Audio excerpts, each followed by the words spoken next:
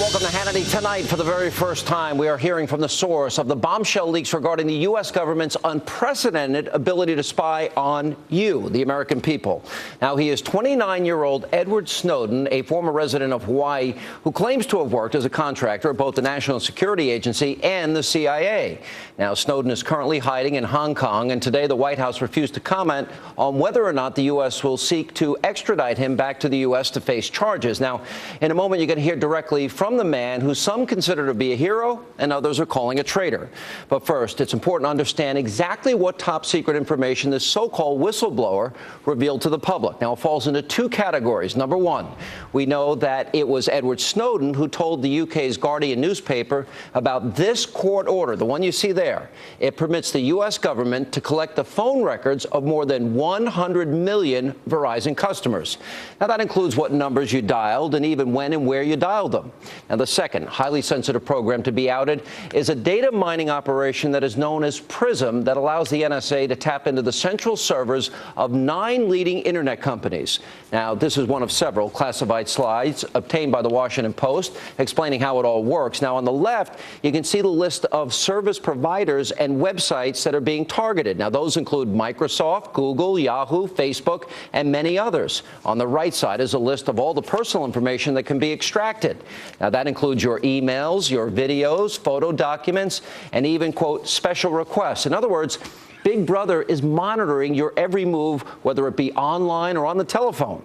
Now, as I mentioned earlier, the individual responsible for leaking the existence of these two constitutionally questionable spy programs has now come forward, and he spoke to the Guardian newspaper yesterday. Let's take a look. The NSA specifically targets the communications of everyone. It ingests them by default. It collects them in its system, and it filters them, and it analyzes them, and it measures them, and it stores them. Any analyst at any time can target anyone. But I, sitting at my desk, certainly had the authorities to wiretap anyone from you or your accountant to a federal judge to even the president if I had a personal email. I think that the public is owed an explanation. When you are subverting the power of government, that's a fundamentally dangerous thing to democracy. All right, pretty chilling. Now, before I bring in my first guest, let's talk about why this story, why is this important to you? Number one, this is America, and as law-abiding American citizens, you have a right to privacy. Number two, these actions by the Obama administration are a clear, very clear violation of the Fourth Amendment, which prohibits unreasonable search and seizure. Number three, the Constitution. It is our rule of law. If we do not respect and honor the Constitution, then anarchy and tyranny, well, they'll follow. Joining me now with reaction, Kentucky Senator Rand Paul. Senator, good to see you. Welcome back, sir. Good to be with you, Sean. And if you see the president, can you give him a message? Well, I'll be seeing him sometime later. Yeah. Yeah. Here's the message for the president. I'm in Philadelphia. He doesn't need to look at my phone records. I'll just go ahead and let him know where I am tonight in case he's looking for me. Okay. The only place they won't be able to find you is on MSNBC. Oh, sorry. All right. Now, let me ask you on a serious question. Let me see if I got this right. The government is snooping on every American watching this program, every American, and they've been resistant to say, like, Fort Hood is a war on terror. They won't use the T word for terrorism, but apparently they're looking up T for Tea Party.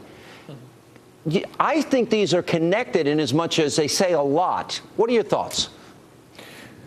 Well, you know, the first objection, obviously, is the Bill of Rights, as you said. Really, you have a right to privacy, and they shouldn't be allowed to look at your records unless they think you've committed a crime.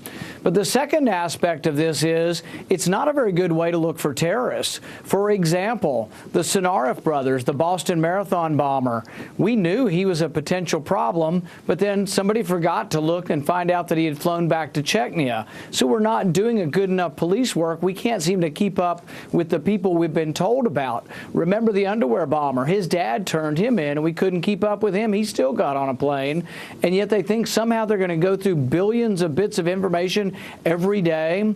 I think really we have to step back and say, is this good police work? But also, isn't our right to privacy more important than this? Well, would you then say it's broad sweeping, the least effective method possible, and the most intrusive on our rights? Yeah, and I think the thing is that really, this is what our founding fathers fought the revolution over. At least one of the points is they objected to general warrants. These were warrants that didn't specify who was going to be searched, so the British soldiers could go from house to house. Now we're going from computer to computer, not of people who are suspected of being terrorists, of every American. They're going through 1 billion phone calls a day, and from your phone records, they can track your movements. That's why I was joking about telling the president I'm in Philadelphia, because I called my wife earlier so they can ping that, and they'll know that I'm actually in Philadelphia tonight. And really, do we really want them tracking our whereabouts? That's funny, but honestly, it's not that funny. Let's take a look. And the president, as a candidate, and had a lot of things to say about this, that he wouldn't do this. Let's remind people of the things that he promised. If someone wants to know why their own government has decided to go on a fishing expedition through every personal record or private document, through the library books that you read, the phone calls that you've made, the emails that you've sent, this legislation gives people no rights to appeal the need for such a search in a court of law. When I'm president, one of the first things I'm going to do is call in my attorney general and say to him or her, I want you to review every executive order that's been issued by George Bush, whether it relates to warrantless wiretaps or detaining people or reading emails or whatever it is. I want you to go through every single one of them, and if they are unconstitutional, if they're encroaching on civil liberties unnecessarily, we are going to overturn them. I will provide our intelligence and law enforcement agencies with the tools they need to track and take out the terrorists without undermining our Constitution and our freedom. We need to find a way forward to make sure that we can stop terrorists while protecting privacy and liberty of innocent Americans. As for our common defense, we reject as false the choice between our safety and our ideals. Senator, did he fulfill those promises? Well, see, this is why the American public has such a low regard for politicians. It's utter, frank hypocrisy. This is also the same president who made all those grand promises, who signed legislation that says that an American citizen can be arrested without charge, indefinitely detained, and sent to Guantanamo Bay. But he says, oh, I won't ever do it. I don't intend to do it. But he signed law giving himself that power. So he says a lot of good things, and he sounds good, but he doesn't really seem to mean anything that he says. And that kind of hypocrisy is why Americans are so fed up with Washington. Senator, the Director of National Intelligence back in March, James Clapper, told the Senate Intelligence Committee that the NSA did not collect data of millions of Americans. I want to air this and see if you think this is true. Does the NSA collect any type of data at all on millions or hundreds of millions of Americans? No, sir. It does not. Not wittingly. There are cases where they could inadvertently, perhaps, collect, but not wittingly. Senator, did he tell the truth there? You know what? He may be parsing the truth, because maybe they say, oh, we're not collecting it or keeping it, but they're certainly looking at it, because the court order that we've seen, what has been leaked, says that all of the records for a 3-month period from people who have phones with Verizon was looked at. So maybe he says, oh, we're not collecting it, but we're sure the heck looking at it. That sounds to me like we're parsing the truth. But I think ultimately American people have to decide, and I've started a lawsuit. We're asking tens of millions of Americans to join our lawsuit. You can go to randpack.com, join this lawsuit. We want you on our lawsuit, Sean, because they're probably looking at your phone records for certain. We want tens of millions of Americans to sign up and say to the president, we want them to say to the president, we don't want you looking at our phone records unless we're accused of a crime. Senator, I had a thought today, and I want to run it by you.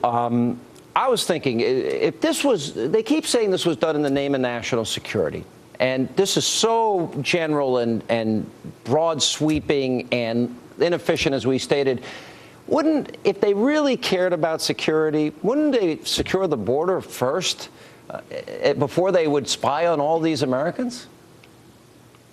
There's all kinds of things. Even look back to 9/11, the 20th hijacker, we had him. The FBI had him for a month, and they wrote 70 letters asking for a warrant, and it never came. We're not doing good police work, but we're overly broadly looking at everyone's records. It's the wrong way to go. All right, Senator, keep up the good work. Thanks for being with us. Thank you.